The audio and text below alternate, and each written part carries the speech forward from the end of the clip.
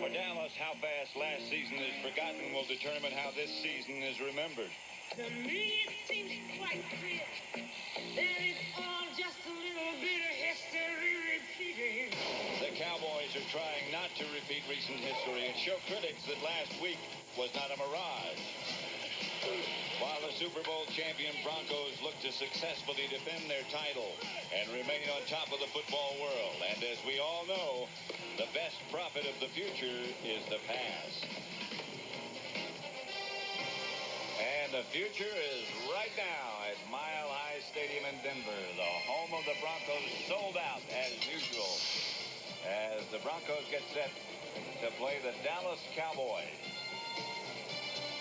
Both won their first games last week. I'm Pat Summerall here with John Madden. And John, this can be one of the noisiest places, one of the best places to play in the NFL, but the noise and the atmosphere, you played here, coached here. How'd you handle it? Well, it's tough. I mean, it's tough to handle because you can't hear. And when you have the ball on offense, you have a tough time hearing the snap count. Now, first and second down isn't so bad, but when it really gets tough is on third down. And we know the Cowboys have a new coach in Chan Gailey, and one of the things that he put in for Troy Aikman in the offense is a shotgun. And the shotgun, when the quarterback is back there 5 yards, there's no way that they can hear his cadence. So what the Cowboys did this week is they practiced with a silent count, and they also practiced with piped-in noise. Now, having said that, I think the Cowboys don't want to be in long yardage situations too much.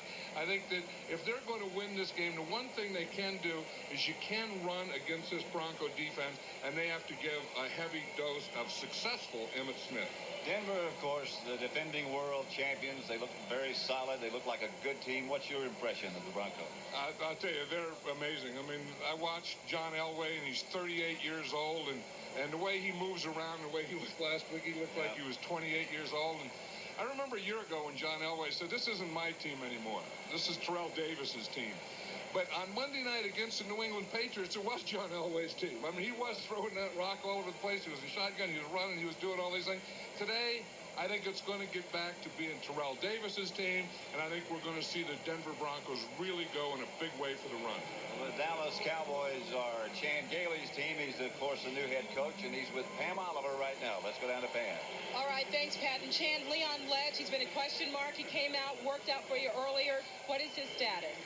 He'll play. He's not going to start, but he will play, and we hope he'll get maybe a third of the snaps in today. Noise is obviously a factor at this stadium. You've worked on some things this week. John has talked about the silent snap count. How exactly will that work? Well, Troy will give a hand signal to Clay Shiver, and Clay will go on a preset, determined snap count after his head comes up. All right, thanks a lot, Chan. Appreciate it. Let's go back upstairs to Pat. All right, Pam, thank you. Coming up, it's the Dallas Cowboys and the Denver Broncos from Mile High Stadium. John and Pam and I will be back for the opening kickoff when Fox NFL Sunday continues after these messages from your local station.